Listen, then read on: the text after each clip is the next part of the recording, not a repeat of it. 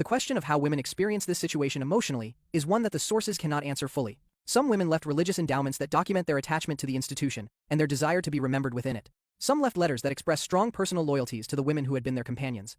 The picture that emerges is not of women who were uniformly miserable, or of women who were uniformly content. It is of women who adapted, over years, to a specific and highly constrained set of circumstances, and who found within those circumstances the satisfactions and the tensions that human social life produces in any institutional environment. The architecture of constraint. The physical structure of the harem was not incidental to its social function. It was designed to enforce a specific set of relationships and to make certain kinds of movement and communication impossible. The gates were guarded by eunuchs, who were themselves organized into a hierarchy with the chief black eunuch, the Kislar Aga, at the top.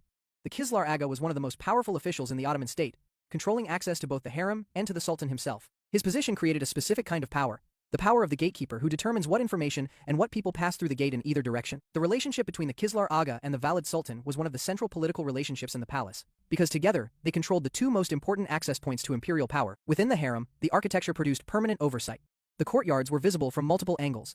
The corridors were organized to prevent unobserved movement. The sleeping quarters were communal for most ranks. Privacy, in the modern sense of the word, was almost non-existent below the level of the haseki. This was partly practical security, and partly a mechanism for maintaining the hierarchy. Women who could not move or communicate unobserved could not easily form the kinds of alliances that threatened the existing order. The women who navigated this architecture successfully understood it.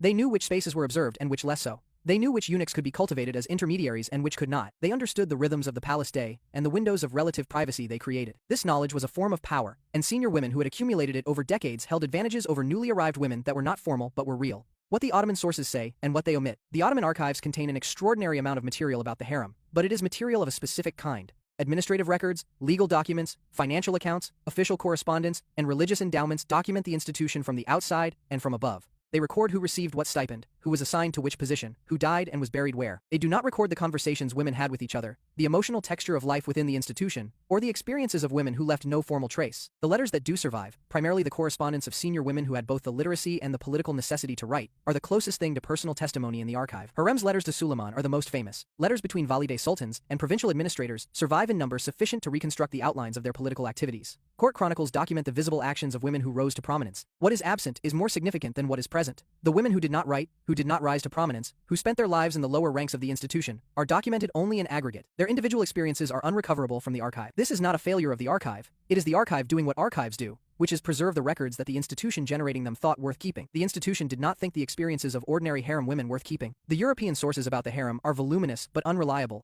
in ways that are almost entirely specific to the European obsession with the harem as a space of sexual fantasy. The paintings, the accounts, the diplomatic dispatches that mention the harem, nearly all of them reflect European projections more than Ottoman realities. They are useful for understanding European cultural anxieties about Ottoman power and about the status of women, and they are